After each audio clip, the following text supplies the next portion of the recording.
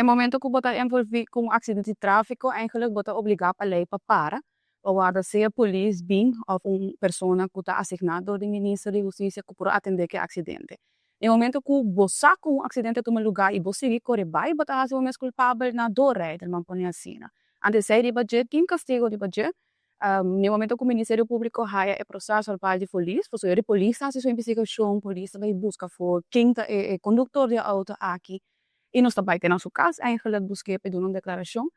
No momento que nós temos o processo para dentro do Ministério Publico, ter o fiscal de tomar decisão por seja riba corte, seja donar boete ou evitar para tomzetting aqui no Ministério Publico com fiscal.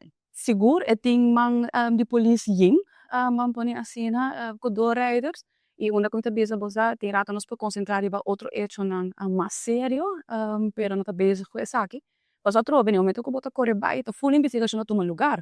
Tá tempo que a polícia tem que hinka den para resolver essa aqui, a quem é a pessoa que corre vai, e tá tempo que a polícia por fazer e hinka den outra investigação também, não? Dus, no momento trobe se algo passa, bo tá envolvido em acidente e suplica tá queda para guarda a polícia, a investigação para tomar lugar, não? Den acidente não fatal, também tem strafverzuarende factor, wanneer para dar exemplo, não? Dood door schuld, riba sume, dus acidente fatal, uma pessoa a falecer, leidt a stipular castigo maximo de 4 anja. No momento que você está de influencia de álcool, leidt a bisa ora castigo máximo por warda subi comitad. Dus ora é vira 6 anos.